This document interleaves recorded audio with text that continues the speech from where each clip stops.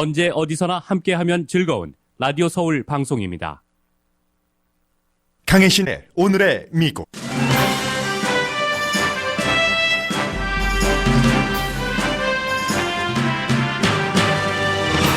(9월 1일부터) 중국산 수입품에 관세를 붙이겠다던 계획을 12월로 연기한다는 발표가 나왔습니다. 할러데이 상품을 비싸게 살 유권자의 반응을 고려한 조치입니다. 주식시장은 크게 올라갑니다.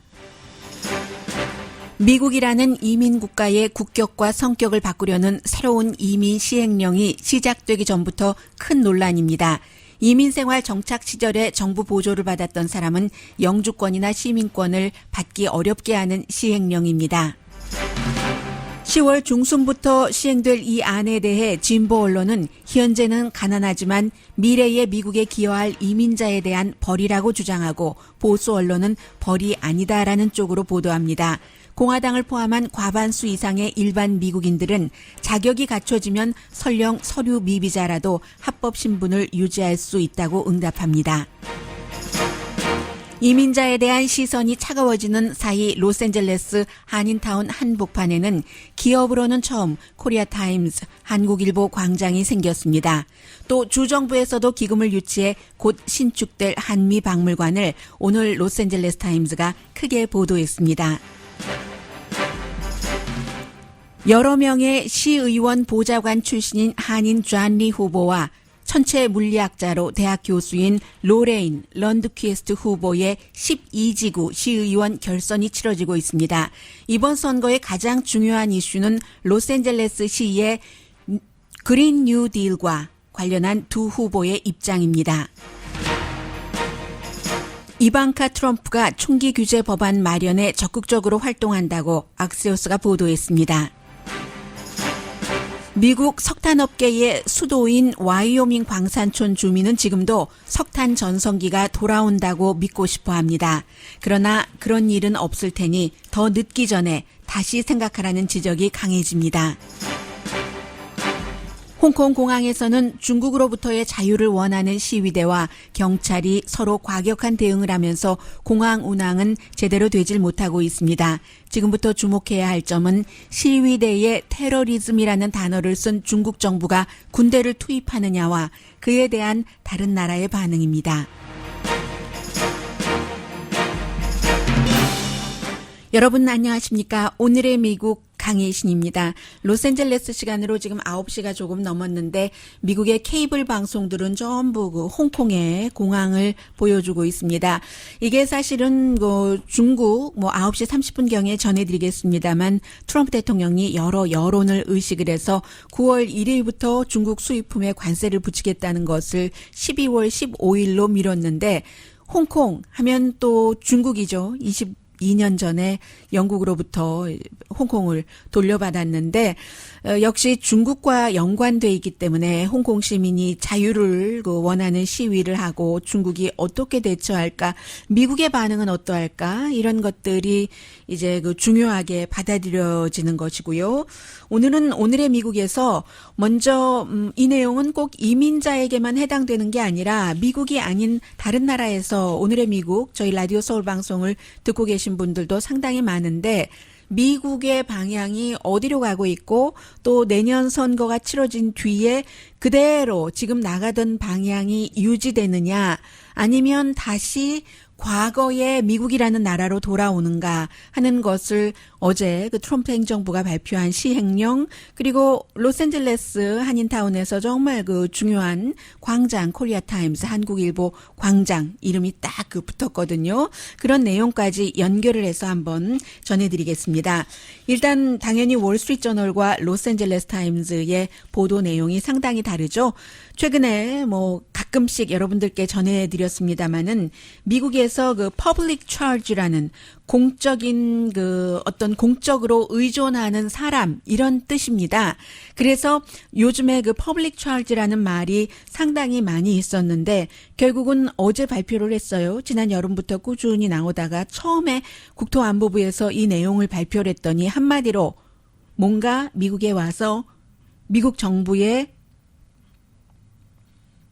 물질적인 도움을 받았던 사람은 영주권을 받기도 힘들고 또 그 영주권자라 하더라도 시민권을 받기 힘들게 한다. 이런 게 가장 중요한 내용이잖아요. 한마디로 미국에 오는 모든 사람들은 미국에 오자마자부터 기여해야 된다 하는 것이었는데 이 내용이 이제 국토안보부 웹사이트에 실리자 다른 이슈에 관한 사람들의 반응보다 3배 이상 뜨거운 수십만 명이 댓글을 달아서 이것은 미국이 아니지 이런 주장들이 나오니까 몇 개월 가만히 이렇게 보고 의견 수렴도 하다가 결국 어제 발표를 했습니다. 처음에 발표했던 것보다는 조금 좀 느슨하다기보다 입장을 강한 것을 좀 부드럽게 했다고 할까요? 그렇지만 결론은 제가 말씀드렸던 것과 똑같은 것이었고, 그 같은 결론에 대해서 로스앤젤레스 타임즈처럼 이민자가 많은 곳에서 사는 사람들이 읽는 신문인 로스앤젤레스 타임즈는 가난한 사람에게 벌을 주는 것이다 했더니 바로 또 부자들이 많이 읽는 전국적인 신문인 월스트리트 저널은 트럼프 행정부가 그러는데 그게 그 가난한 사람들을 벌 주는 게 아니라고 하더라. 트럼프 행정부는 그 같은 주장에 대해서 부정을 하더라 하는 논조라고 할까요? 사설은 아닌데도 기사가 그렇습니다. 더군다나 최근에 보면은 텍사스의 엘파소와 오하이오주의 데이튼에서 특히 이제 텍사스의 엘파소에서 이민자들이 우리에게 나쁘다 하는 형태의 뭔가 글까지 남기면서 이민 사회에 들어가서 이민자들을 살해한 이런 사건이 일어났었고, 그리고 또 미시시피주에서도 닭공장에서 이민자들을 많이 하루에 잡아갔잖아요. 그런 일들이 있은 뒤에 일어난 일이기 때문에 이게 사람들이 벌써 지난 여름에 이 같은 내용이 발표되고 나서도 많은 사람들이 이제는 안 되겠다. 필요하더라도 우리 어린아이 우유가 없어도 기저귀가 없어도 뭔가 정부로부터 보조를 받지 말아야지 되겠다 하는 생각들이 많아졌고요. 아무튼 그랬습니다. 그래서 오늘 로스앤젤레스 타임즈 사설을 보면은 10월부터 시행하겠다고 하는 이 같은 안은 결국은 합법적인 이민자도 미국 시민권자가 되는데 좀 어렵게 하는 그런 내용이다. 정부 보조를 조금이라도 받았으면 이게 기준 자체가 지금 지난 36개월 가운데 12개월 이상을 정부 보조를 받았으면 힘들다는 겁니다. 학생 비자로 와서 뭔가 정부 보조를 받은 사람도 있고 워크 비자로 와서 받은 사람도 있고 메디케이드, 푸드 스탬프 다 마찬가지잖아요. 그런데 결국은 이 같은 것이 지금까지 미국이 해왔었던 이민하면은 제일 먼저 가족 중심이었고요. 그렇게 가족이 또 안정돼야지 그 사람들이 미국에서 기여한다 하는 것이었는데 이번 행정부는 오자마자 바로 영어도 잘하고 경험도 있고 해서 투입될 수 있는 그런 사람들 또 유럽에서 오는 사람을 좋아한다는 말도 대통령이 직접 했었고요. 오자마자 바로 미국에 기여를 해라.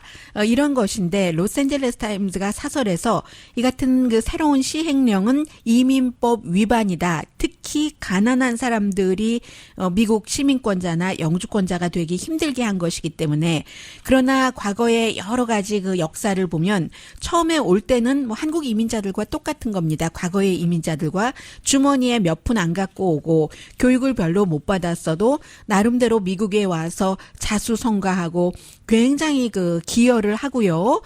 이러한 일들이 있었기 때문에 미국의 아름다운 그런 이민 역사 같은 것을 부정하는 것이다라고 얘기를 하고 또 미국이 아니라 다른 나라에서도 캐나다라든가 호주에서도 교육 많이 받은 사람만 이민 신청을 받고 하는 것을 다 해봤는데 결과는 여러 가지더라.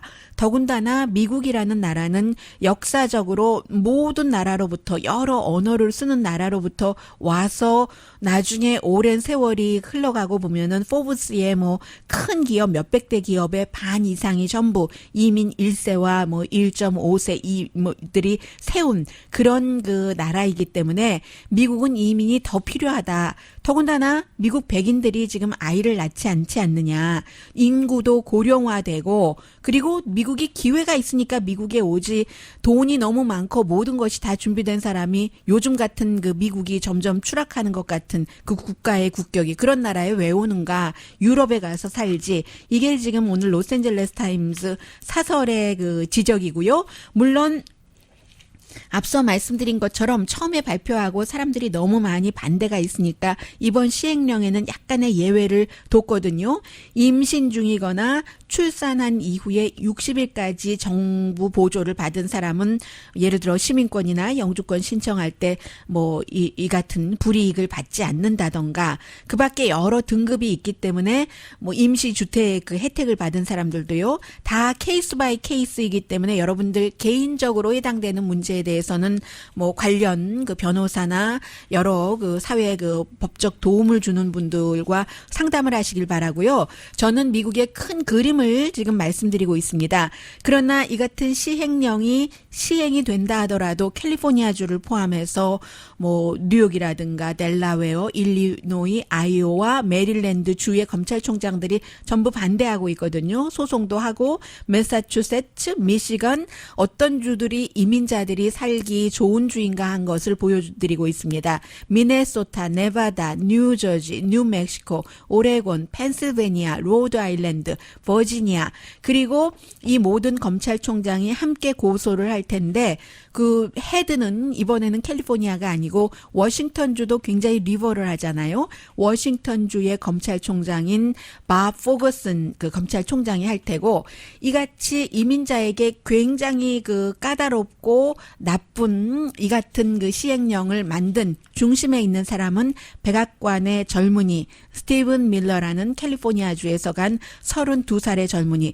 그런데 이제 이 젊은 사람은 그 제프 세션스 법무장관 나중에는 트럼프 대통령에게 밉게 보여서 쫓겨났지만 제프 세션스가 연방 알라바마주의 상원의원이었잖아요. 제프 세션스 자체가 이 사람도 인종차별주의자입니다. 백인 우월주의자예요.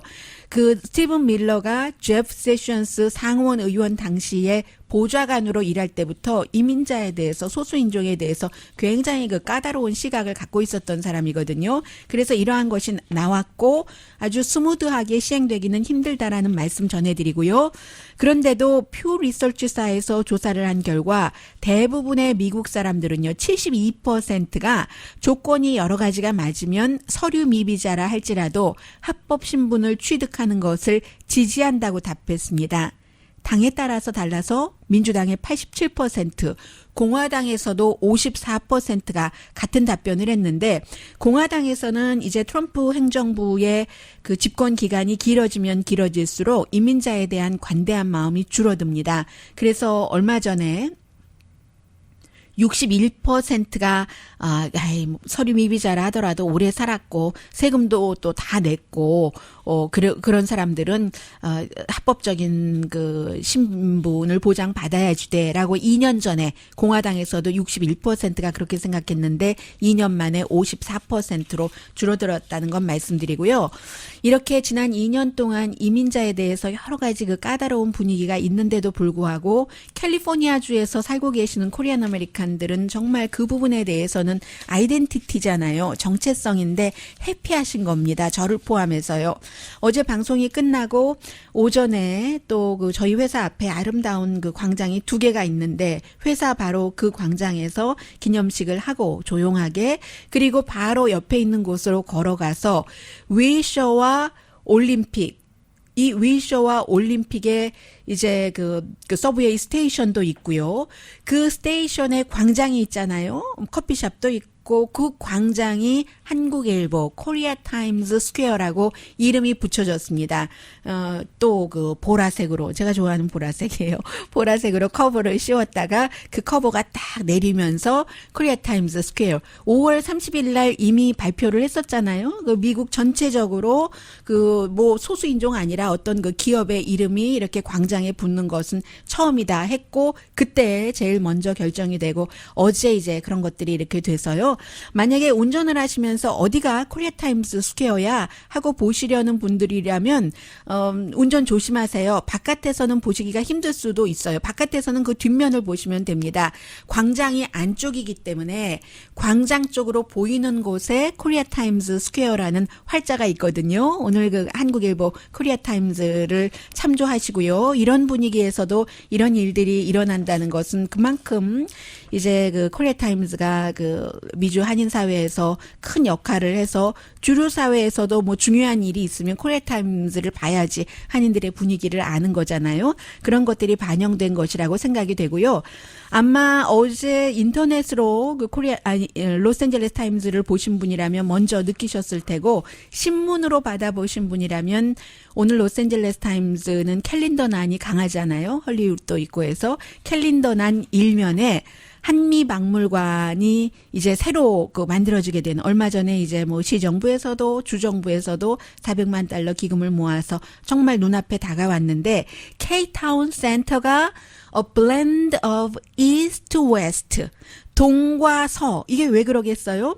더군다나 이제 아주 그 중요한 그 모포스티스 아키텍트라는 건축 회사의 이의성이라는 그 코리안 아메리칸 건축가가 있기 때문에 이렇게 또 중요한 건축 회사가 코리안 아메리칸 뮤지엄을 설계를 하니까, 지난번에도 말씀드렸었잖아요. 이 그 아키텍트 뉴스페이퍼라는 그런 뉴스페이퍼에서도 바로 이 내용을 보도를 했는데, 오늘도 로스앤젤레스 타임즈가 이게 이 그 아이덴티티 멜팅 팟이라는 것보다 샐러드 보울이다, 이의성 씨가 강조를 했다는 거예요. 멜팅 팟은 멜팅 섞이기 때문에 본인의 아이덴티티를 잃어버리고 섞이는데, 샐러드 보울은 샐러드에 하나하나 채소가 다 본인의 성격은 있으면서도 같이 어우러져서 더 영양가가 있고 맛있는 게 되잖아요. 그래서 그 blend of east to west가 될 것이다. 건축적으로도 그렇고 여러 가지가요. 이렇게 정말 힘든 그 이민자에게 하는 분위기에서도 코리아 타임즈 스퀘어도 생기고, 코리안 아메리칸 뮤지엄이 또 미국의 그 로스앤젤레스 타임즈라는 큰 신문 일면에도 나오고 한 아주 기쁜 날입니다.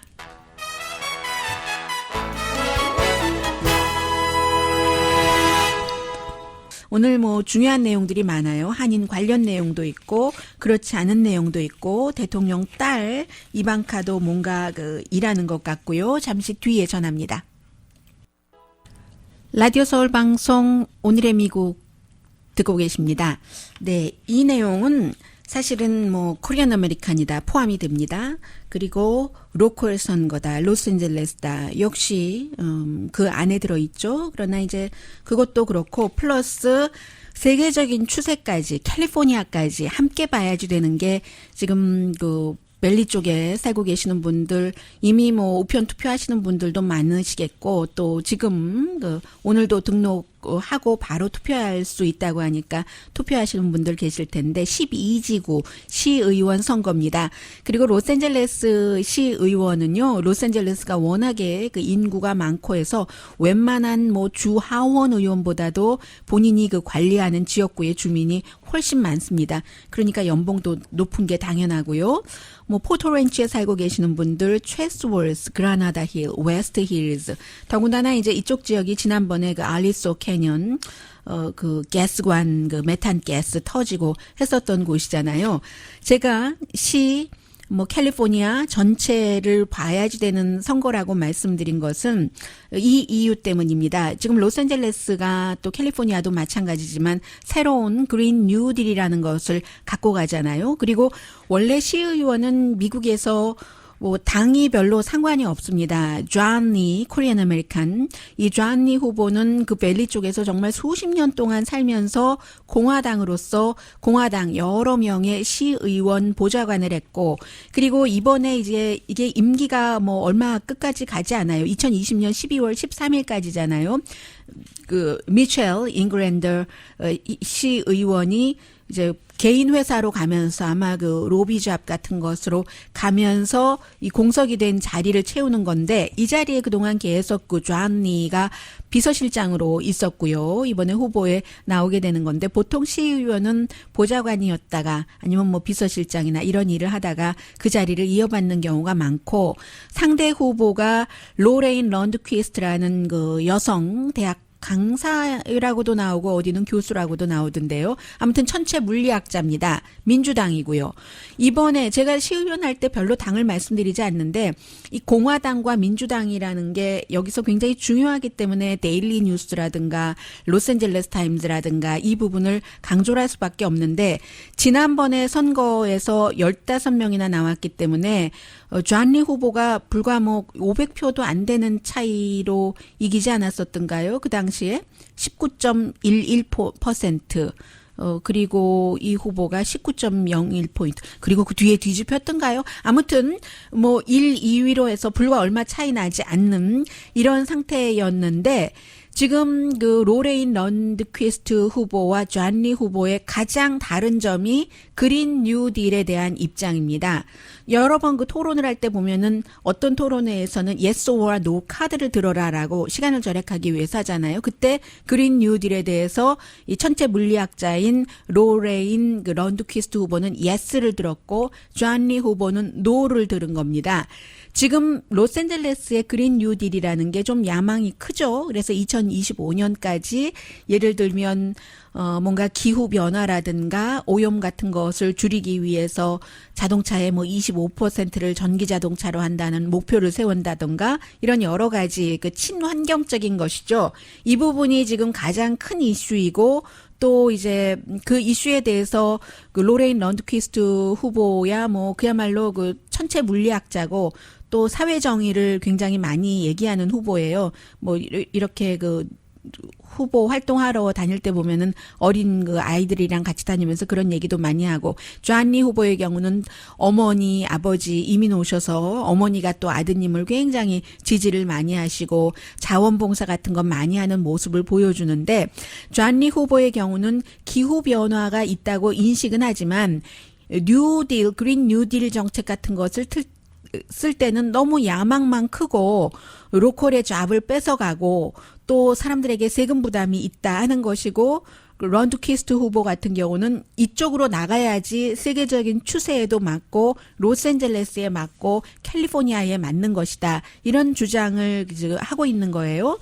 그리고 홈리스 피플도 그쪽에서 굉장히 중요한 이슈인데 이 역시 그 홈리스 피플 이슈에 대해서도 존니 후보는 이 홈리스 피플들에게 직업을 준다든지 하는 식으로 그들을 돕겠다고 하고 그리고 그 런드퀴스트 후보 같은 경우는 좀 이 사람들이 살 수 있는 영구적으로 살 수 있는 집 같은 것을 마련한다든지 주변에서 또 투표를 할 수 있는 자격이 있으신 분이 얼마 안 되기 때문에요. 그 지역에 사셔야지 되니까 다 알아서 하셨으리라고 믿고요. 다만 이처럼 이번 이슈는 연이 그 시의원 그 선거와는 달리 이런 점으로 갈려져 있다는 거. 그래서 오늘도 그 로스앤젤레스 타임즈의 그 어피니언란에 그 편집 그 사설 쓰는 그 사설 편집인 가운데 한 명인 그 마리엘 그 가자르 씨는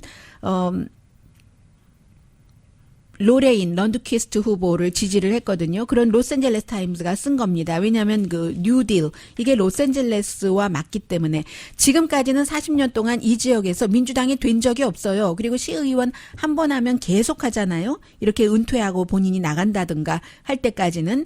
그래서 40년 동안 공화당의 텃밭이었습니다. 이슈도 트래픽이라든가 부동산 개발 아니면 말 타고 다니는 걸 어떻게 해야지 되는가 이런 거였는데 이번에는 이 동네 이슈에서 그린 뉴딜이라는 조금 큰 이슈로 나오면서 이런 형태로 달라졌다는 건 말씀드리고요. 누구를 찍으시던 오늘 그 투표장에 나가서 투표를 하셨으면 하고 말씀을 드립니다. 제가 이 이슈가 여러 가지로 하도 얘기가 되길래 한번 여러분들과 나눠봤고요. 그리고 트럼프 대통령의 딸인 이방카 트럼프는 대통령이 아주 예뻐하고 신뢰를 하고 하죠. 며칠 전에 그 문제가 됐었던 문재인 대통령과 아베 신조를 같이 조롱을 해서요. 한국의 보수는 아베 신조는 조롱하지 않고 문재인 대통령만 조롱했다는데 그렇지 않았어요. 아베 신조 그 일본 총리의 일본어 억양도 흉내냈습니다. 틀린 억양이라고 뉴욕 포스트는 지적을 했고요. 그런데 그때는 트럼프 대통령이 내 아들 던 주니어가 완전히 건의 그 전문가야. 내가 총에 대해서는 근데 내 아들처럼 많이 아는 사람이 없어. 다 거기 내 아들에게 물어봐 했는데 맞죠. 아주 고급스러운 그 사냥을 하잖아요. 아프리카 같은 데 가서 코끼리를 쏴 죽이고 뭐 뿔을 자르고 뭐 꼬리를 잘라서 야 하고 웃고 사진 찍고 뭐 올리고 하는 사람이잖아요. 그런데 딸은 누구 말 들을지 잘 모르겠어요. 딸은 어떤 형태로든 좀 총기 규제를 원하는, 그래서 지금 민주당과 공화당이 함께 내놓은 것이 뭔가 백그라운드 체크를 해야지 된다. 좀 정신 이상이 있는다던가 이런 사람들이 총을 사는 것을 막기 위해서 하는 법안을 내놓은 민주당의 웨스트 버지니아가 지역구인 조 맨신 이 의원은 공화당 의원들과도 자주 일해요. 어떤 땐 공화당 이슈에도 찬성표를 던지고 이 정치인에게 대통령의 딸이면서 백악관의 보좌관인 이방카가 전화를 걸어서 지금 의회 분위기가 어떻게 되고 있는가, 이 백그라운드 체크를 조금 한다는 이런 것에 대해서 물어본다고 하고요. 그런데 전화를 걸면서 내가 지금 백악관 자문의 그런 포지션으로 전화하는 것은 아니다라고 밝혔지만 워낙에 대통령과 가깝게 지내고 대통령이 딸을 귀여워하고 말을 많이 듣기 때문에 이게 조금 관심이 가고요. 인스타그램에도 그 같은 내용, 레드 플래그로라고 하잖아요. 대통령이 직접 기자회견에서 얘기를 했었던 그런 내용을 올리고 그리고 나서 또 바로 트위터에다가도 올린 것을 보니까 좀 관심이 지금 있는가 하는데 어제도 말씀드린 것처럼 2013년도에 어린아이들이 20명이나 숨진 샌디훅 초등학교 사건 때도 꿈쩍하지 않던 공화당이기 때문에 꿈쩍할지 모르겠고요. 그리고 이 총기에 대한 사람들의 관심이 굉장히 빨리빨리 바뀌거든요. 뉴스를 제가 진행하다 보면 9시 1시간 진행하는 동안, 물론 지금 애틀란타 조지아주에서는 아마 오늘의 미국을 12시 때에 3시 때에, 오후 3시 때에 들으시죠? 그럼 로스앤젤레스 시간으로 12시인데, 어떤 때는 방송 끝나고 나면은 방송에서 전해드렸던 말씀이 뒤집힐 때도 있어요. 그렇기 때문에 제가 항상 뉴스를 전해드릴 때, 이 뉴스가 갖고 있는 의미가 무엇인가, 그리고 뉴스 그 자체만으로 누가 이긴다, 진다, 그것을 떠나서 보통 사람들의 삶에 어떤 의미로 다가오는가, 시차가 있기 때문에 여러 가지로요. 그런 미닝 중심으로 말씀을 드리는데, 총기 규제에 관한 사람 관심은 너무 달라집니다. 그래서 지금 시간대별로 뉴스가 예를 들어 지금 홍콩 공항이 어떻게 됐다, 이렇게 됐다, 저렇게 됐다, 바뀌는, 색깔이 바뀌는데 이 지금 총기 규제에 대한 사람들의 관심이 또 다른 이슈로 갈 수 있기 때문에 공화당의 미치 매코넬이 우리 휴회 끝나고 보자 했기 때문에 휴회 끝나고 나면은 이 이슈가 관심 저 바깥으로 떨어질지도 모른다. 나가 떨어질지도 모른다. 이런 말씀 드리고요. 지금 이 내용은 사람들이 굉장히 관심을 많이 갖고 있는데 오늘은 길게는 못 전해드리겠네요. 하원 법사위원회에서도 초당적으로 결국은 제프리 앱스틴이라는 부자면서 부자 사람들과 너무 많이 연관이 있고 부자들의, 오늘 뉴욕타임즈 보니까 부자들의 무슨 개인적인 가장 원초적인 생활이라든가 아니면 또 그 사람들의 마약을 어떻게 하는가 이런 것에 관해서도 앱스틴이 너무 많이 알고 있었다는 거죠. 그런데 감옥에서 어린이 성매매한 혐의로 재판을 받기 전에 자살을 했다. 이거 자살이야, 타살이야.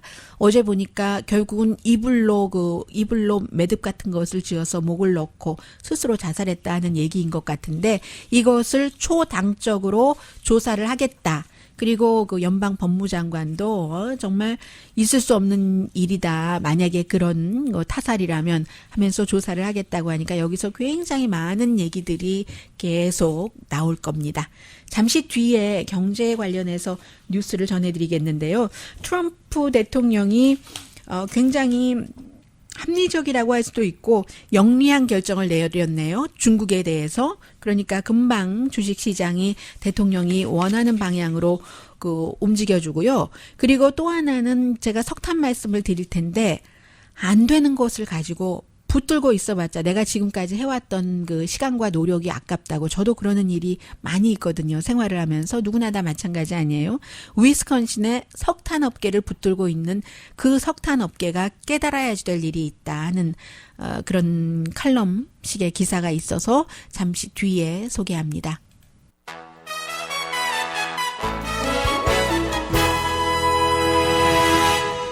라디오 서울 방송 오늘의 미국 듣고 계십니다. 국가의 빚이 많아질 때 개인은 빚이 줄어들까요? 그렇지 않습니다. 지금 파산하는 사람들도 있고 파산하는 회사도 있고 예산 적자가 2018년보다 2019년에 27%가 늘어나서 현재 2019년 10개월 동안 8,670억 달러 거의 그 올해 기록을 세운다는 거죠. 1조가 되게 된다는 건데 2018년도에 7,790억 달러였습니다. 가장 큰 이유는 세금 감면 때문에 그러는 것 있고요. 세금 감면 때문에 10년 동안 돈 많이 들어가잖아요. 세금 감면안을 발표를 하고 나서 세금 수입은 사람들도 늘어나고 경제 규모도 커지니까 세금 수입이 정부가 걷어들이는 게 줄어들 리는 없겠죠. 3% 늘어났습니다. 그에 비해서 연방 지출은 8%가 늘어났으니까 2배 이상이잖아요. 거의 3배 정도 되니까 당연히 국가 빚 늘어나는 것이고 그리고 경제가 좋다고 하는데 왜 미국의 그 가계의 빚이 늘어나는지 이것도 이제 조금 있으면 나오겠죠. 아마 선거가 다가가면서 여러 가지 경제적인 뉴스가 좀 구체적으로 사람들이 확신할 만한 내용들이 나올 것 같고요. 그리고 이 내용은 미국에 지금 중국에 대해서 가장 강성인 두 사람이 있다면 무역 대표와 백악관의 경제자문위원회인가요? 그런 위원회에 아무튼 피터 나바로 전 캘리포니아주의 교수 이 두 사람인데 요즘에 점점 날이 갈수록 강한 무역 대표와 강한 그 경제자문을 뽑아놨더니 이게 조금 힘들어지네. 그런 얘기가 나오는데 지금 트럼프 대통령이 중국에 관해서 얘기하고 있는 것 같아요. 잘 안 들리니까 내리겠습니다. 오늘 아주 중요한 발표를 무역 대표부에서 했습니다. 9월 1일 날 지금 중국에서 만들어진 수입품이요. 미국에 들어오는 3천억 달러 정도의 10% 관세를 부과하겠다고 했잖아요. 그것을 10월 15일로 연기를 한다고 발표를 했습니다. 두 가지에서 봐야지 되는데 첫 번째는 할러데이 물건값 올라가면 사람들 유권자들 엄청 화날 것이다. 중국과 무역 전쟁을 해서 그 무역 적자를 줄이겠다고 하더니 지금 3년이 지나도 줄이기는커녕 내 지갑만 얇게 하네 하고 유권자를 화내기 싫어서 그리고 또 하나 두 번째 중요한 것은 관세를 문다고 하면은 왜 미국 사람들이 무는 게 아니라고 하는데 관세를 중국에서 내는 거라고 대통령이 어제 그제까지도 계속 주장을 하는데 그런데 왜 내가 물건값을 비싸게 내야지 돼? 사람들이 점점 더 알아간다는 거죠.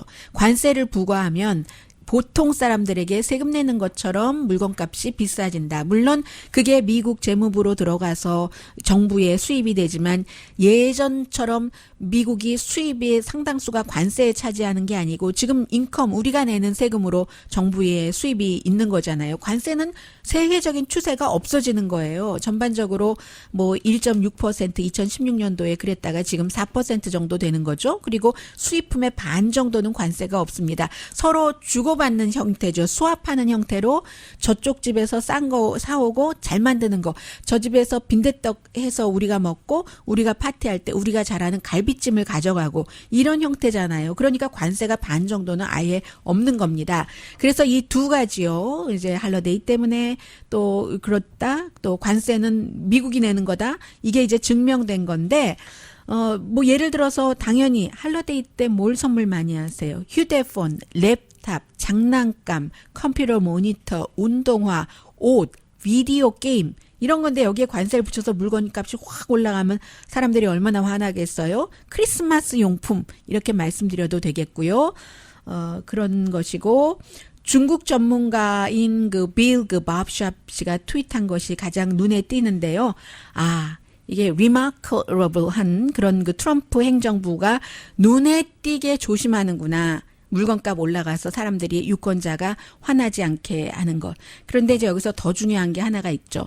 베이징의 결국은 약한 모습을 보이는 겁니다. 미국 유권자가 물건값 올라가서 이게 안 되겠으면 트럼프 대통령이 뒤로 물러설 수 있겠구나. 베이징이 양보할 리가 없다는 거죠. 베이징은 그 선거를 치르지 않아도 되고 하는 이런 것들이 있기 때문에요. 그리고 또 하나가 이제 여기서도 마찬가지고 지금 미국 농부들이 미국산은 아무 나라에서도 이제는 안 사.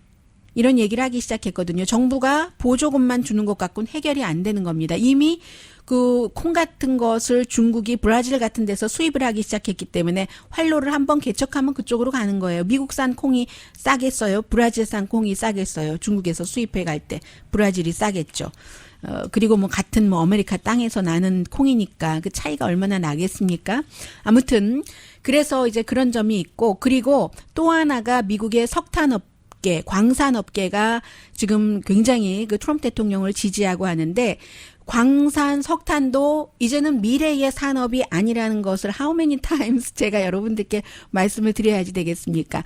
와이오밍주가 선거에서 굉장히 중요합니다. 2016년도에 트럼프 대통령을 지지했고 지금도 중요한데 미국 석탄의 수도가 와이오밍이라고 말씀드릴 수가 있어요. 질레트 같은 곳이요.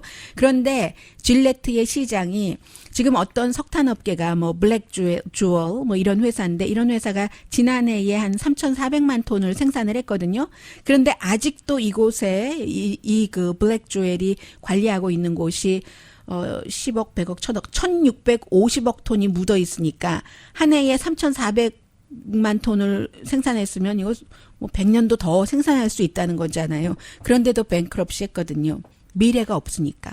일부 다른 것도 뭐 구조조정하고 살아남고 하는 곳도 있는데 아무리 시장이 문 닫았다가 조금 있다가 다시 문을 열 거예요. 이 광산업체가 관리를 잘못해서 그래요. 라고 얘기를 한다 하더라도 장기간으로는 그렇지 않는다는 겁니다. 산업이 바뀌었어요. 이제 친환경 산업으로 바뀌었기 때문에 2005년도에 이제 미국 전기가 그때가 피크였다고 봐야 되나요? 석탄으로 뭐 한 50% 정도 했다면 지금은 이미 2005년, 2019년인데 4분의 1밖에 안 되거든요.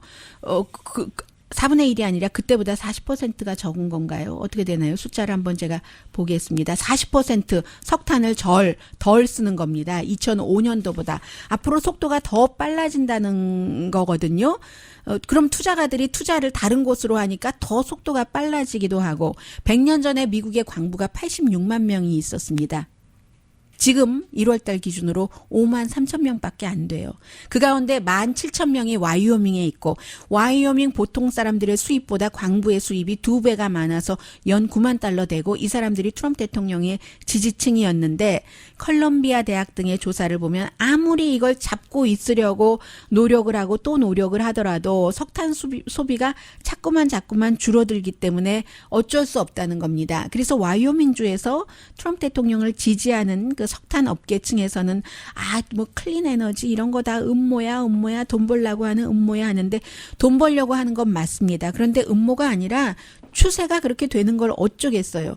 건강에 더 좋게 하고 뭐 더 싸게 하고 다른 나라들도 다 그렇게 하면 그쪽으로 가야지. 어떻게 와이오밍의 광부만 그 예전에 그 영광을 되찾으려고 하는 것 it never will again. 이게 이제 그 오늘 이코노미스트가 지적을 한 거거든요. 그래서 차라리 새로운 것을 더 늦기 전에 새로운 곳을 찾고 새로운 것을 개발해야 된다 하는 이게 뭐 와이오밍의 광산촌에만 그러겠어요. 일반 사람들은 안 그럽니까? 똑같죠.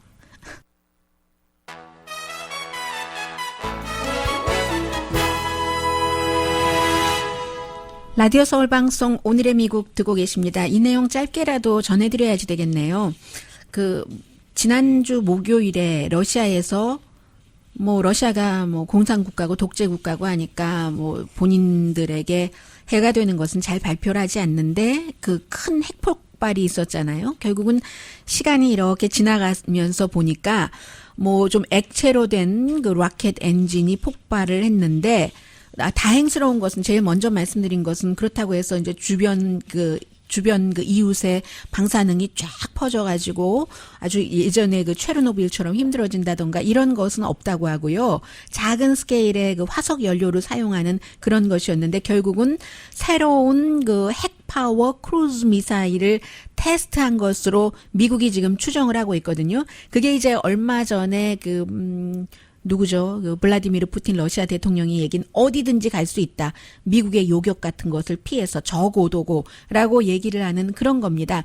미국이 50년대, 60년대 만들려다가 포기했었던 그런 시스템이거든요. 왜냐하면 너무 위험하기 때문에. 이게 폭발해서 지금 7명이 숨진 것으로 알려져 있는데 그 7명이 전부 과학자라는 겁니다.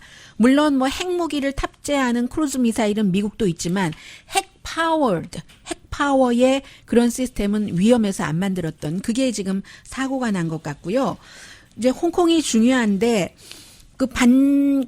중국이 여러 가지로 뭐 사람을 송환해라 기타 등등 이런 이유로 그 홍콩의 자유를 보장하지 않을 것처럼 느낀 홍콩 시민들이 인구가 뭐 700만 명밖에 안 되는데 100만 명, 200만 명씩 나와서 시위를 했고 점점 시위대도 과격해지고 또 진압하는 경찰도 과격해져서 어떤 여성이 눈에 상처를 입고 뭐 피가 보이고 하니까 이제 시위대가 공항으로 가서 우리 세계 사람들에게 알리자. 왜냐하면 홍콩 공항이 세계에서 가장 바쁜 공항 안에 속하는 그런 공항이기 때문에요. 뭐 하루에 비행기 편이 한 1,100편? 200국가 넘게 연결되고 그러니까 사람들에게 아주 그 예의 바르게 우리가 이런 뜻에서 시위를 하고 있는 겁니다. 라고 얘기하면 또 뭐 여행객들이 처음에는 그러느냐고 하다가 결국은 누군가가 젊은 여성이 다치고 또 시위대도 경찰에 뭐를 던지고 경찰서에 가서 뭔가를 피해를 입히고 하면서 중국 정부가 조금 더 그 과격한 대응을 하고 10주일이에요, 벌써. 완전히 이제 시위대들은 세련돼져서 뭐 프레쉬맙 스타일로 갑자기 확 등장을 하고 경찰이 또 탁 그 공항을 해산시켜 놓고 이젠 됐네 하면은 또 확 그 몰려오고 하는 글쎄요. 이러고 나니까 시위대는 지금 행정관 저 사람 마음에 안 드니까 민주적으로 우리가 선출하게 하고 뭐 여러 가지 그 송환 뭐 법 이런 거 다 없애버리고 아무튼 자유를 달라 하는 것이고 이 지금 중국은 그렇게 되면은 다른 뭐 위구르족인의 기타 등등은 어떻게 해? 해서 하는데 지금 그 중국 정부에서 시위대를 초기의 테러리즘의 행위와 마찬가지를 보이네 하고 경고를 했습니다. 그래서 이제 이게 중요하고 홍콩이나 호주 총리가 이거 중국이 그렇게 해서는 안 되지라고 얘기하니까 거봐 홍콩 시위에는 지금 외세가 들어가 있는 거야. 이렇게 베이징이 얘기하는데 미국 대통령은 시위대에게 폭도들이야. 저 폭동이야. 이렇게 얘기를 하고요. 중국이 과연 조금 더 강한 군사력을 여기다 넣느냐. 그럴 때 세계의 반응은 이게 넘버 2 국가이기 때문에 굉장히 포커스가 가는 거죠. 거기에. 기온이 높아도 아주 견디기 힘들 정도의 더위는 아니에요. 로스앤젤레스는 요즘에. 그런데 9월 23일이 이제 본격적인 공식적인 가을이잖아요. 가을 하면은 저는 항상 뭐 커피를 그다지 많이 마시지도 않으면서 스타벅스의 펌킨 스파이스 라떼 시즌이 온다. 뭐 이런 거 생각하거든요. 스타벅스에서 공식적으로 얘기 안 했는데 먼저 직원들이 이 재료가 왔어요 하고 가을을 알려줍니다. 저는 항상 이 라떼를 생각하면 생각나는 친구가 있어요. 저에게 먼저 알려줬었던 친구인데 은경아 하이 강혜신이었습니다.